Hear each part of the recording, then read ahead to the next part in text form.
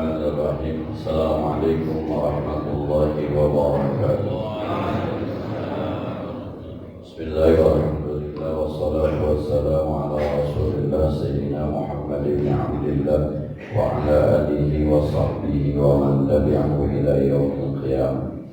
Amma ba'du, al-Fatihah ila hadratin Nabi Mustafa Rasulullah sallallahu alaihi wasallam. Tu'arahya baina wa ummahatina wa ajdadina wa jaddatina wa masyayikhina wa li jami'il muslimina wal muslimat wal mu'minina wal mu'minat, khususan ila ruhi walidi Haji Nasuki bin Haji Asnawi walidi bin Ahmad Ghazali bin Haji Arsyad, Umi Haji Siti Sana binti Haji Muhammad Saleh, Syekhina Haji Muhammad Ma'mun bin Haji Abdul Rahman, Syekhina Haji Musyahid bin Haji Hasan, Syekhina Haji Abdul Wahab bin Haji Abdul Samad, Syekhina Haji Muhammad Muhajir Ansar, Syekhina Haji Syafiq Hadani, Syekhina Haji Ahmad Syarif bin Abdul Ghani, Syekhina Haji Abdul Zain bin Haji Muhammad Zain, Syekhina Haji Muhammad Hashim Mahbub, Syekhina Haji Jamal Musa, Syekhina Haji Abdul Muqti Saleh, Syekhina Haji Ahmad Zaimi, dan Syekhina Haji Muhammad Saleh Mukhtar, Syekh Muhammad bin Alawi Abbas Al-Maliki Al-Fatihah. A'udzu billahi minasyaitonir rajim. Bismillahirrahmanirrahim. Alhamdulillahi rabbil alamin, arrahmanir rahim, maliki yaumiddin. Iyyaka na'budu wa iyyaka nasta'in. Ihdinas siratal mustaqim. Shiratal ladzina an'amta 'alaihim ghairil maghdubi 'alaihim waladdallin. Rabbi ighfir li wa liwalidayya warhamhuma kama rabbayani shaghira. Amin. Bismillahirrahmanirrahim. Qala al-mu'allif rahimahullahu ta'ala wa la man nafa'a bihi wa bi'ulumihi fid darain. Amin. Bismillahirrahmanirrahim. Wa fi ta'allumi ilmin syar'iyyin min tafsirin wa hadisin wa fiqhin wa ta'limihi lit-talab. Kita masih membahas tentang tempat-tempat di mana disunahkan kita berwudu. Kata Imam Nawawi Al-Baniani, wa fi ta'allumi ilmin syar'iyyin, disunahkan kita berwudu setiap belajar ilmu syariat. Secara bahasa, kata syar'iyyin, syara' itu artinya jalan. Kemudian menjadi sebuah kata untuk menyebut ilmu fikih, sebut dengan syariat. Allah disebut dengan syari', zat yang berhak untuk menentukan hukum. Hukumnya sendiri disebut dengan syariat. Jadi Allah lah yang punya kuasa untuk menyatakan bahwa sholat itu wajib, puasa Ramadan itu wajib. Namanya syari', hukumnya namanya syari'. Setiap kita belajar syariat disunnahkan untuk berwudu. Menjadi kacau ketika kata syariat dipakai oleh orang kampung, bahasanya disyariatin. Berantakan di bahasanya. Lu udah syariatin kemana aja? Nah, atau baik-baik. Terus syariat itu lebih ke paranormal ya. Sebenarnya para tidak normal ya. Bukan paranormal, para tidak normal dia. Sebab dia bisa komunikasi sama jin, itu nggak normal Pak. Yang normal itu kita. Ada yang bilang dibawa orang pinter aja, lah kita juga pinter Pak, bukan dia doang. Kadang-kadang itu kata syariat dari kata syara'a yasra'u syuru'an, itu artinya jalan. Maka kalau di Arab manusia itu syariat, syariat itu jalan. Nah, masuk ke terminologi agama, syariat itu lebih kepada hukum syar'i. Syar'i itu hukum yang sumbernya Quran hadis, itu syariat. Cuma tadi itu menjadi kacau ketika udah disyariatin kemana aja. Itu agak kacau sedikit bahasa. Kemudian yang disunahkan juga minat tafsir wa hadis wa fiqh wa ta'lim litulab. Ilmu syariat masuk kategori di dalamnya adalah tafsir, penjelas Al-Quran. Masuk kategorinya hadis, sabda-sabda Rasulullah. Masuk dalamnya fikih. Ada tafsir, ada hadis, ada fikih. Pak, syariat itu sumbernya harus Al-Quran dan hadis. Nah, kajian Al-Quran dan hadis nanti melahirkan sebuah hukum namanya fikih. Kalau kita belajar usul fikih, ketika kita bicara Al-Quran, ini namanya referensi qat'i, pasti dari Allah. Nah, kalau kita belajar hadis, itu namanya referensi qat'i, pasti dari Rasul. Nah, tapi ketika kita melihat Al-Quran ini sebagai sebuah dalil hukum, itu ada yang qat'i, ada yang zanni. Qat'i artinya pasti, zanni artinya tidak pasti. Misal, yang pasti Bang, yang pasti kalau qat'i itu dalil yang nggak bisa digugat. Misalnya kewajiban sholat, kewajiban puasa Ramadan, kewajiban haji bagi yang mampu, itu nggak bisa digugat. Nggak bisa digugat maksudnya tertutup perdebatan di situ. Tapi apakah seorang muslim harus berwudu, wajib berwudu ketika menyentuh Al-Quran? Itu dalilnya zanni. Sebab kata Quran, la yamassuhu illal mutahharun. Tidak ada yang menyentuh Al-Quran kecuali orang-orang yang sudah bersuci. Terjemah itu diterjemahkan oleh mazhab Syafi'i. Tidak ada la yamassuhu, tidak ada yang menyentuh Al-Quran illal mutahharun, kecuali yang sudah bersuci. Tapi tafsiran Abdullah bin Abbas, la yamassuhu, tidak ada yang bisa menyentuh mushaf di Lauhil Mahfuz illal mutahharun, kecuali pada malaikat-malaikat yang Allah ciptakan. Ayat ini tidak bisa dijadikan sebagai dalil bahwa menyentuh Al-Quran wajib berwudu, kata Abdullah bin Abbas. Nah, karena dalil ini sangat-sangat multitafsir, orang bisa tafsirkan apa saja, maka dalil ini disebut dengan zanni. Zanni itu tidak bisa pasti ajak dijadikan sebagai sebuah landasan hukum, maka terbuka perbedaan pendapat. Walaupun sama-sama Al-Quran, itu ada qat'i, ada zanni. Itu Pak yang menyebabkan kenapa ada perbedaan. Apakah bersentuhan laki perempuan membatalkan wudu? Ini zanni. Karena ayatnya menyatakan aula mastumun nisa. Kalau kamu keluar dari WC atau kamu menyentuh perempuan, kata lamastumun nisa diterjemahkan menyentuh. Tapi ada yang menerjemahkan lamastum itu hubungan suami istri, bukan menyentuh. Maka kata lamastumun nisa yang dijadikan dalil perempuan laki bersentuhan membatalkan wudu, dalilnya zanni. Zanni itu terbuka kemungkinan perdebatan, maka terjadi perbedaan pendapat. Itu kalau kita ngomongin tafsir, Pak. Begitu juga hadis.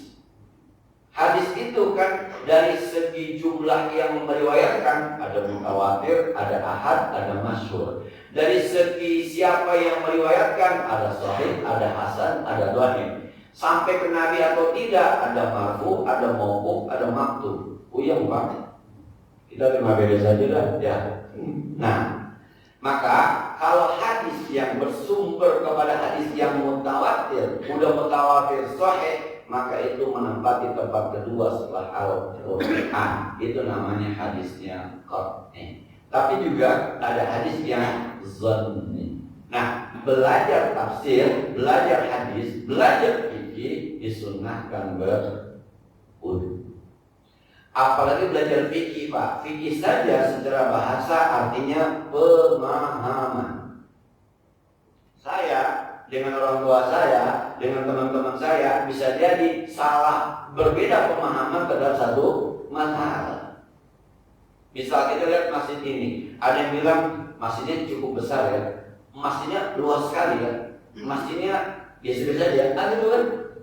Karena yang bilang biasa-biasa saja, ternyata dia pulang dari Masjid Nabawi. Iya biasa-biasa ini masjid. Yang bilang luas ya, karena di rumahnya musholahnya cuma 3x6.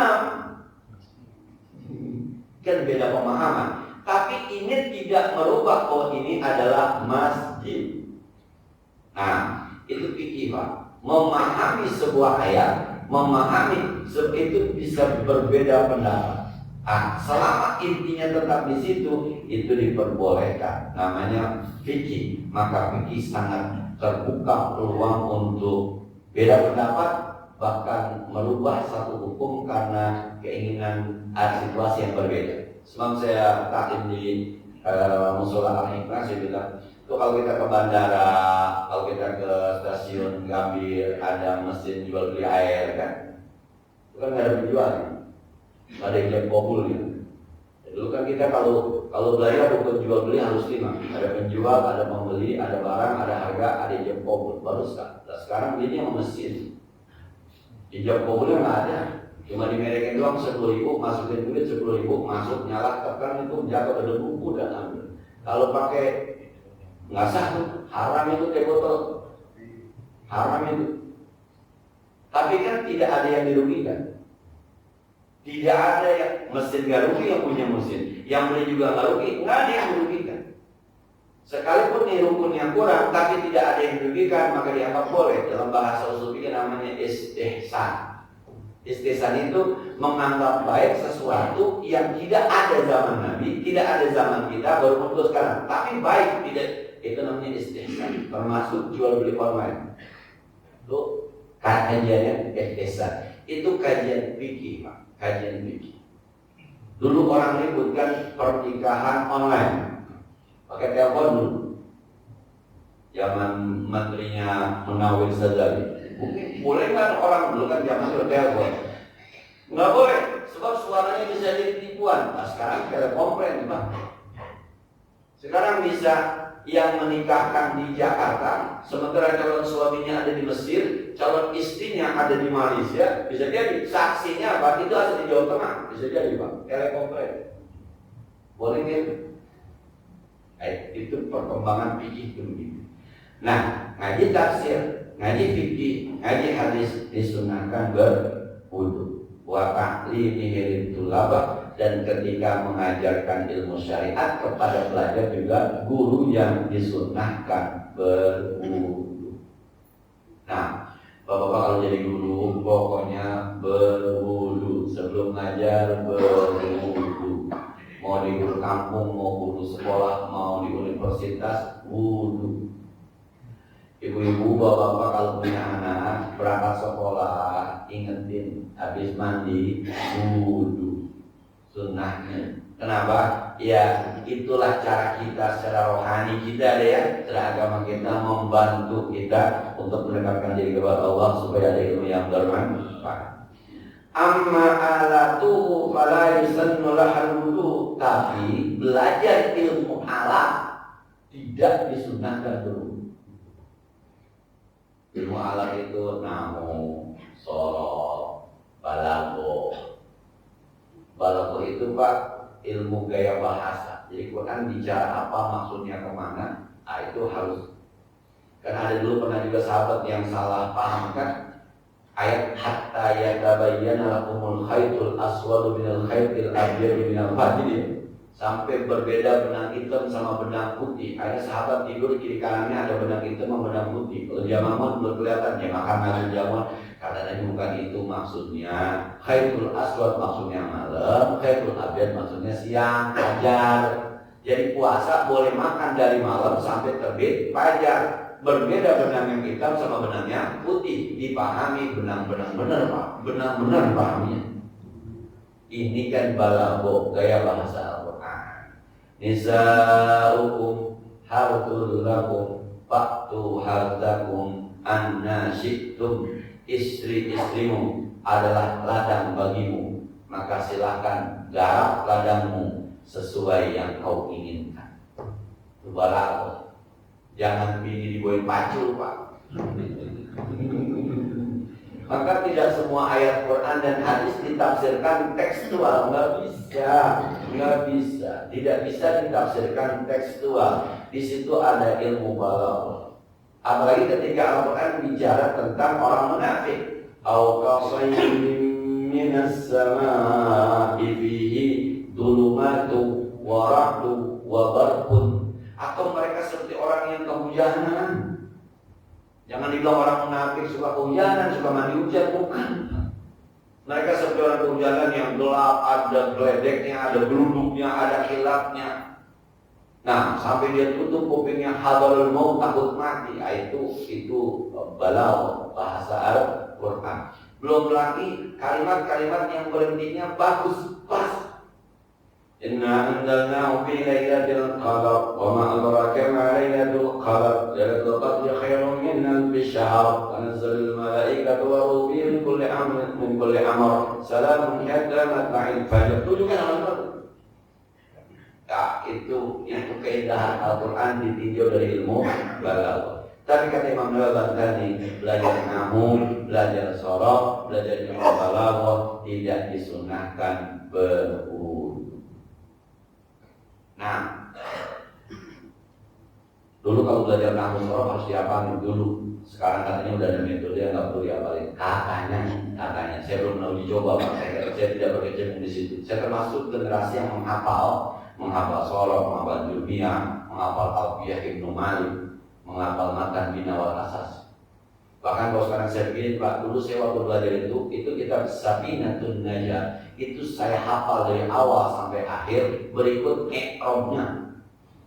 Mulai kayak Mahfuz Mahmud, guru saya kayak Mahfuz Mahmud itu Pak, alhamdulillahirabbil alamin, segala puji bagi Allah Tuhan pencipta alam semesta. Alhamdulillah marfu'un bil ibtida' wa alamat rabbil alamin zalat bi ahlillahi alamat. Ini i'rab dari awal sampai akhir diulang. Sekarang kalau sudah kitabnya Pak, ngajar ini betul juga kudu ngapa ya? Nggak berasa itu dulu ngapa?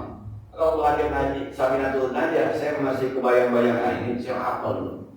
Nah, sekarang artinya ada metode yang nggak perlu ngapal tapi bisa baca kitab. Saya meragukan Pak. Saya termasuk yang meragukan metode sebab saya belum ada hasilnya. Rata-rata yang sekarang muncul itu adalah generasi penghafal. Nah, kemudian kata Imam Al-Bantani, wa fi dukhulil masjidi walau ma'aran walau lijunubin, dan sunnah wudu ketika mau masuk ke masjid sekalipun hanya numpang lewat, sekalipun dia junub.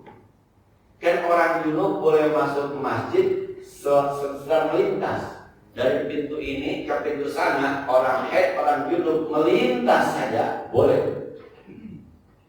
Atau kita nggak ngapa-ngapain nih ke masjid, cuma sekedar mau ngambil, mohon maaf misalnya ada Quran yang ketinggalan, ada kitab yang ketinggalan dari rumah mau masuk masjid, sunnah berwudu. Sekalipun cuma sekedar masuk, ambil Quran, balik lagi. Terus saking ingin menghormati masjid yang namanya Baitullah.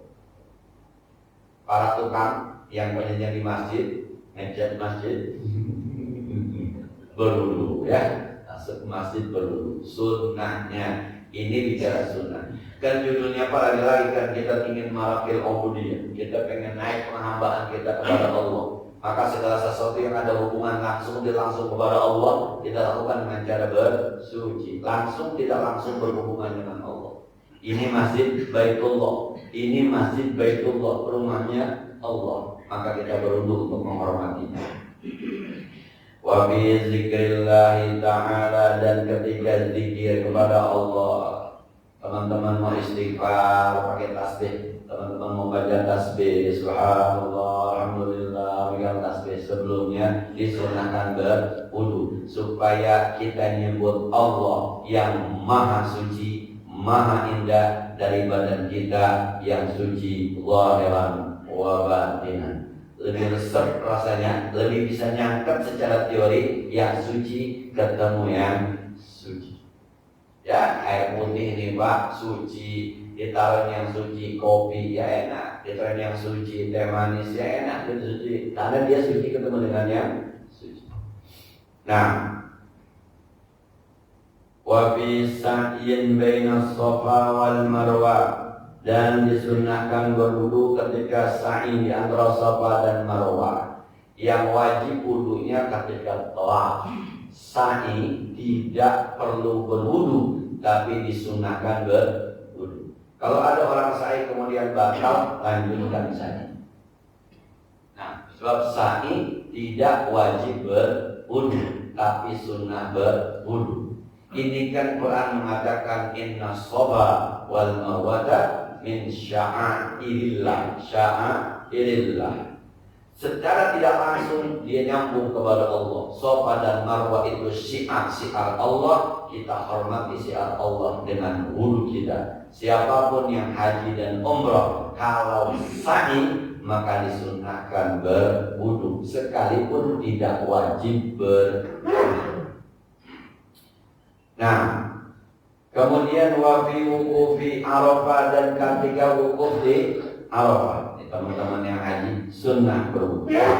Wafi ziarah di qabri Nabi sallallahu alaihi wasallam, dan ketika ziarah kubur Nabi di Madinah disunnahkan berwudu. Insyaallah ya, pasti ada wudunya karena sekalian ke masjid biasanya.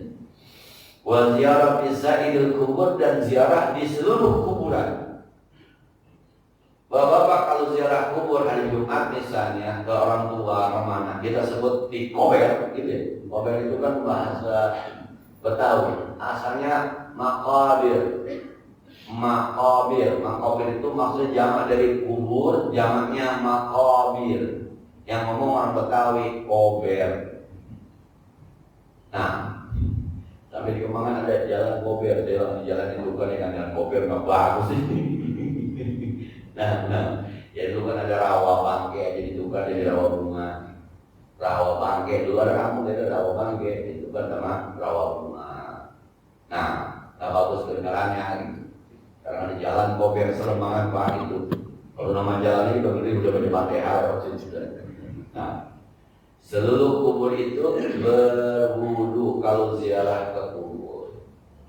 Nah, ada teman-teman yang bilang nggak ada dalilnya baca Yasin di kuburan. Ada teman-teman ngomong loh, ya iya kalau jadi dalil baca Yasin di kubur mah nggak ada.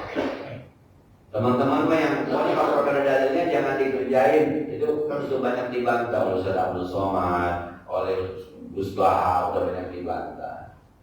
Nah, Bapak, kalau kita ke kuburan itu kan intinya ngingetin kita besok bakal mati. Itu inti dari ziarah kubur. Supaya inti itu terus terjaga, maka ditopang dengan amalia-amalia yang menjaga itu. Biasanya kalau orang mau meninggal, kata Nabi, iqra'u mautakum surat Yasin. Bacakan mayitmu surat Yasin. Hadis itu untuk orang yang bukan udah mati, menjelang orang sakaratul maut dibacain Yasin. Tapi kalau orang udah mati dibacain Yasin, itu ulama ada yang bilang ada dalilnya, ada ulama yang nggak bilang dan ada dalilnya. Itu bisa dibaca di kitab Misbahul Dhalam karya Dr. Haji Muhammad Muhajir Amsal. Nah, baca Yasin di kuburan itu menguatkan kita, satu saat kita juga bakal dibacain Yasin, bakal mati. Mana ada di kuburan batu nisan nama-nama kita, ya lewatlah persis nama kita ini. Itu mengingatkan. Maka ketika datang, Assalamualaikum ya ahli kubur, wa nahnu insyaallah bikumul lahikun. Salam sejahtera buat kalian semua yang penduduk kubur, insyaallah kami akan menyusul. Kalian dalam kubur cepetan.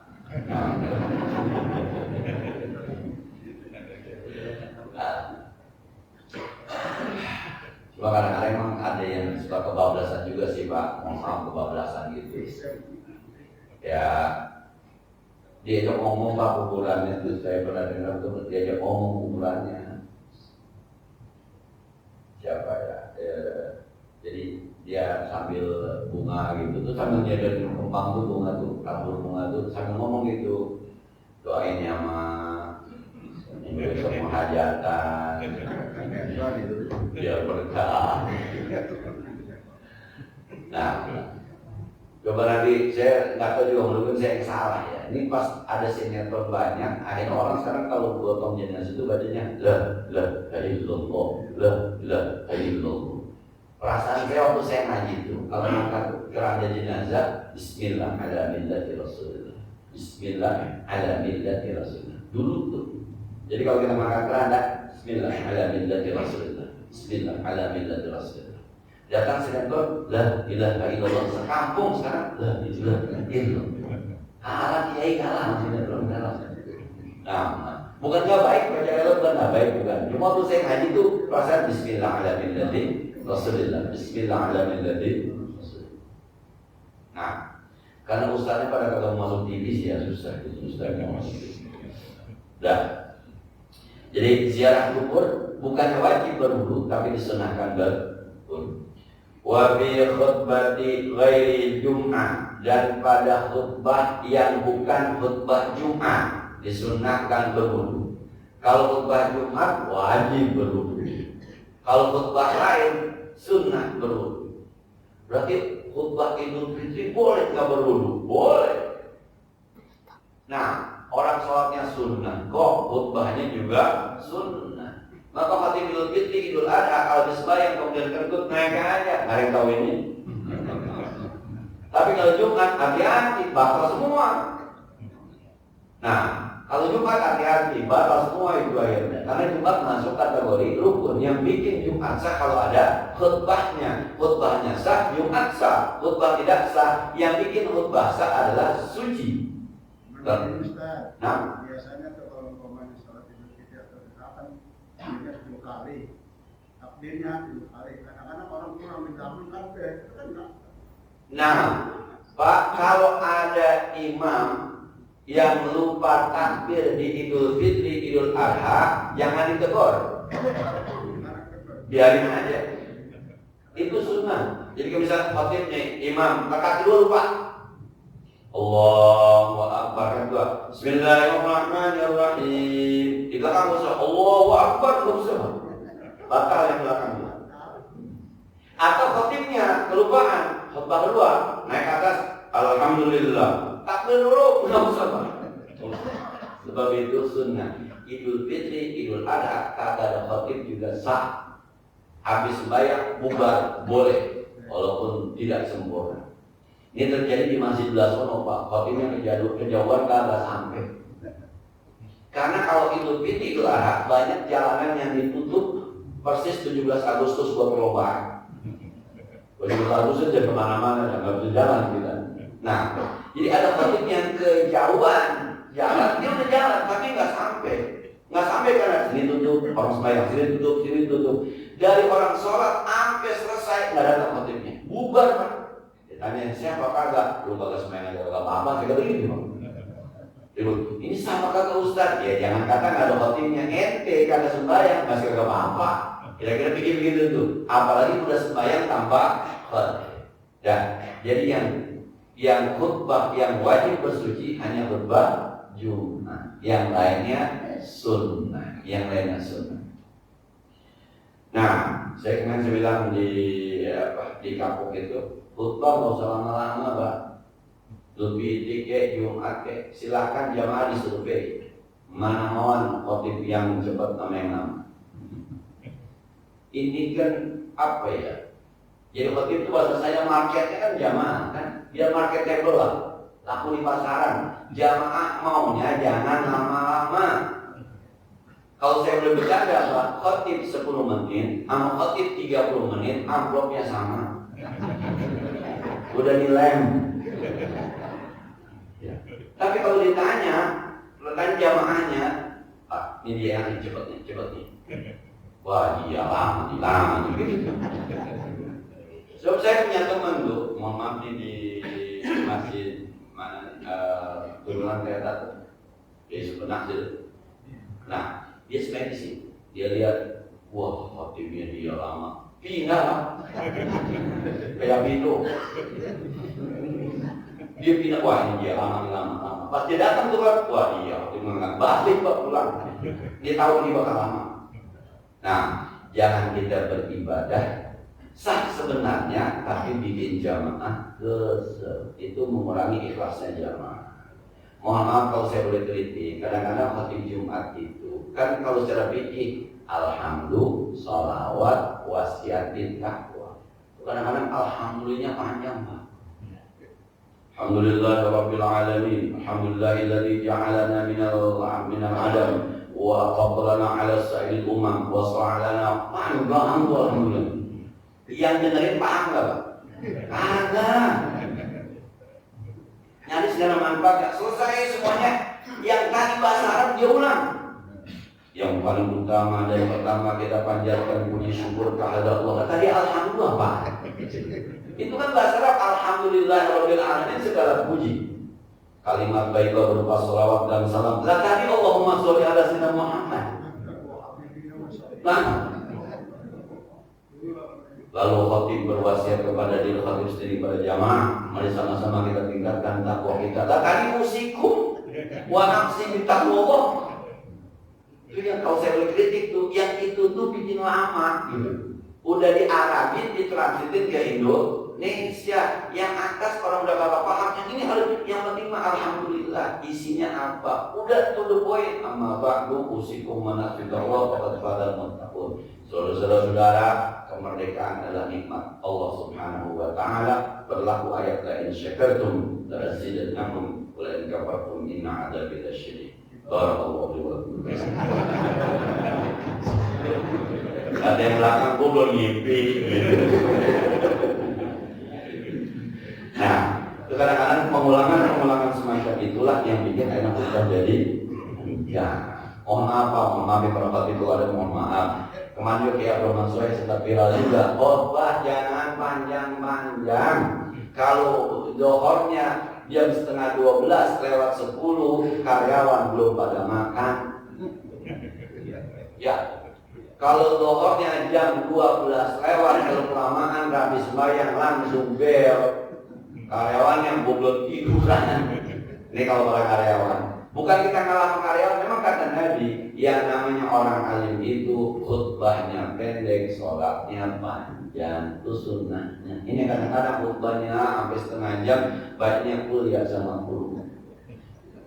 Ininya pendekin, ininya panjangin. Nabi mengatakan kalau bisa sabis sama alat kakak, syukur-syukur surah Jumat sama al-munafiqun, syukur-syukur. Nah, Bapak jangan protes Pak kalau ada imam baca surah Jumat dan munafiqun, itu yang disuruh Nabi. Khutbahnya pendek, bacanya panjang. Baca alat kakak sabisnya. Tapi imam juga tahu persis Pak, kalau hujan di luar gede, itu kita jadi imam dia biar tahu diri dah. Kalau aja sama ina Allah. Ya kan, kalau yang di dalam hujan kan ada Pak. Sekarang panasnya luar biasa kan, kalau panas. Saya nih kalau khutbah di sini, ini di dalam rasanya nyaman, turun aja keluar Bu. Rasanya luar biasa. Yang di luar itu. Kita di dalam Pak enak, yang di luar itu. Imam itu biar, wah ini jangan lama-lama ini.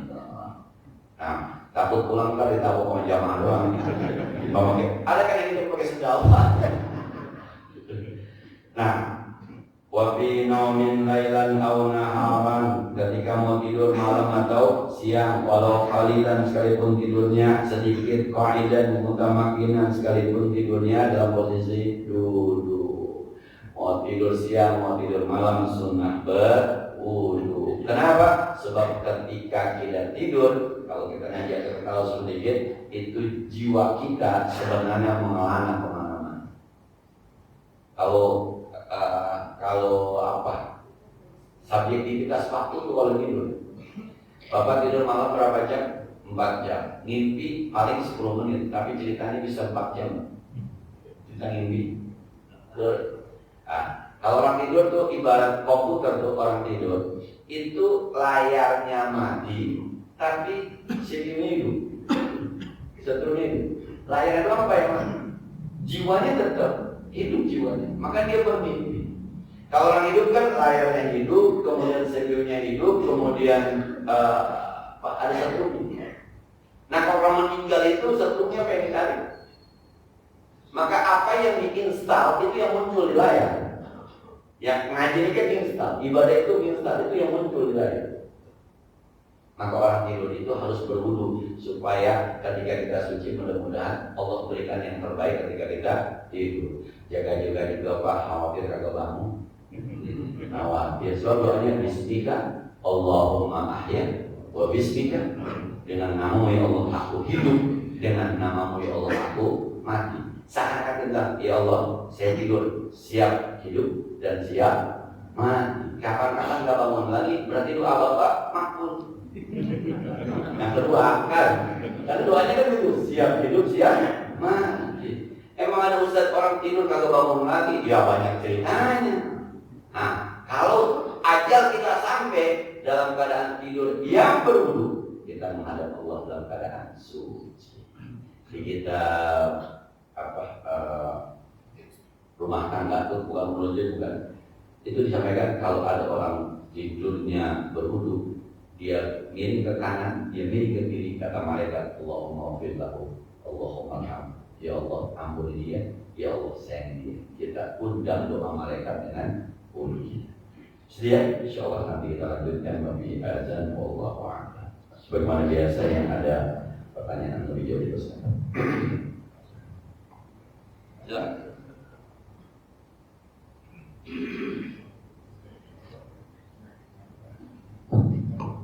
Assalamualaikum warahmatullahi wabarakatuh. Pak Ustadz, saya mau nanya masalah ini kan kalau tidur sunatnya berwudu. Yang dimaksud dengan berwudu itu sunat itu dalam keadaan wudu atau memang harus berwudu dulu? Maksudnya begini, kalau kita habis sholat isya di masjid, pulang ke rumah itu belum batal wudu lagi. Ketika kita mungkin ada kegiatan segala macam tapi belum batal wudu, apakah kita wudu dulu atau bisa langsung tidur dalam keadaan wudu? Yang disunahkan yang dimaksud apa ini? Nah, ketika kita sholat isya, wudunya wajib apa sunnah? Wajib. Bisa nggak kita bawa ke tidur ke wudu? Soal bisa mah bisa aja, tapi itu tidak amal. Nanti ada istilah tajdidul wudu, membaharukan wudu. Jadi misalnya, Bapak sholat maghrib, duduk di masjid sampai isya, belum batal, boleh nggak langsung sholat? Boleh, tapi sunnahnya tajdidul wudu, membaharukan wudu. Sekalipun belum batal, wudu aja. Itu namanya tajdid sunnah. Supaya kita mendapatkan sunnahnya, ajab dapat sunnahnya, teman-teman yang belum batal wudu dari sholat isya, ketika mau tidur tetap disunnahkan berwudu. Karena perintahnya begitu. Idza qumtum ila shalah, kalau Anda mau sholat maka wudulah. Itu perintahnya, hukumnya wajib. Ada perintah kedua, kalau Anda mau tidur maka wudulah. Supaya dua perintah ini terlaksana, lakukan saja. Namanya tajdidul wudu. Kalau nggak wudu ya kagak apa-apa. Ini bicara papa sama kagak ya. Bicara papa sama mama maka kagak apa-apa. Kagak papa kagak mama. Tapi bicara kesempurnaan wudu isya dengan wudu tidur dibedakan. Sama ketika orang bicara sama saya tentang warisan. Ustaz, boleh nggak warisan dibagi rata? Kebetulan saya punya perempuan, saudara cuma satu doang ini, saya berempat, perempuan satu, kita bagi rata aja. Jangan begitu kali saya kata, supaya dua-duanya terlaksana, ya sudah aja dibagi dulu secara waris. Misal yang laki dapat 2 miliar, 2 miliar, 2 miliar, yang perempuan dapat 1 miliar. Selesai, yang laki bagi tuh masing-masing 200 juta. Yang satu kasih 200, kasih 200, kasih 200, 100, akhirnya hanya dapat 1,8, 1,8, 1,8. Tapi kan dua-duanya ke bawah. Yang satu berdasarkan hukum faraid, yang satu berdasarkan kekeluargaan. Jangan langkah yang hukum faraid jangan. Kira-kira gitu. Karena perintahnya ada dua.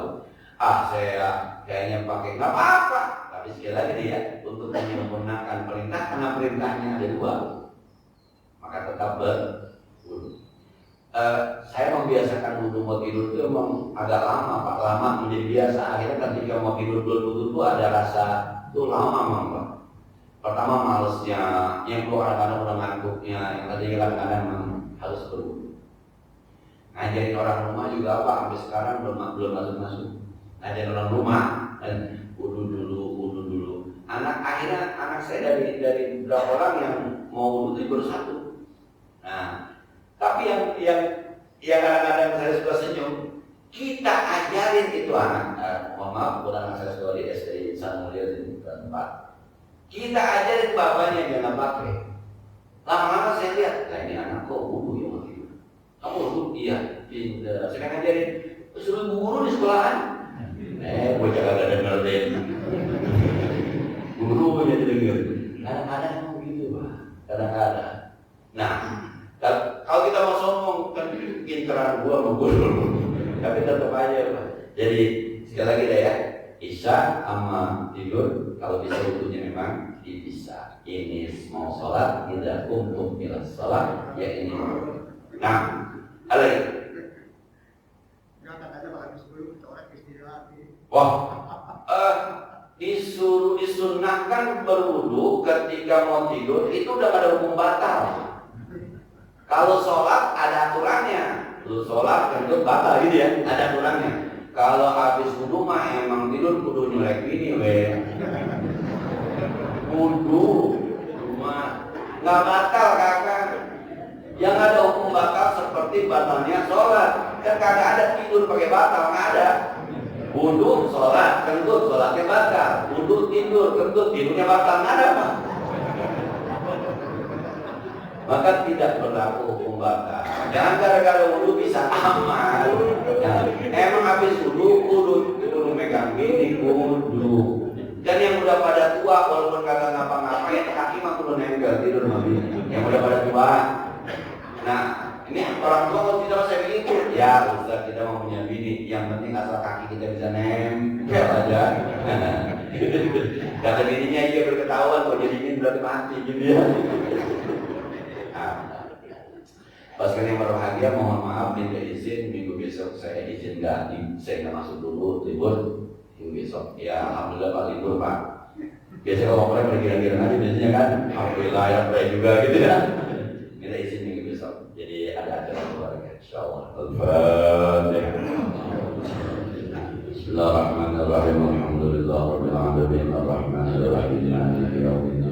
إياك نعبد وإياك نستعين اهدنا الصراط المستقيم صراط الذين أنعمت عليهم غير المغضوب عليهم ولا الضالين صل وسلم وبارك على سيدنا محمد وعلى آل سيدنا محمد ونفعنا بما علمتنا وزدنا علما ينفعنا ربنا زدنا علما نافعا وفهما صائبا ولسانا ذاكرا وقلبا شاكرا اللهم إنا بك من لا ينفع منك لا يخشع بدعاء لا يشفع بدعاء لا يسمع نعوذ بك من هؤلاء الأربعة صلى الله عليه وسلم محمد وعلى آله وصحبه وسلم الحمد لله رب العالمين السلام عليكم ورحمة الله وبركاته.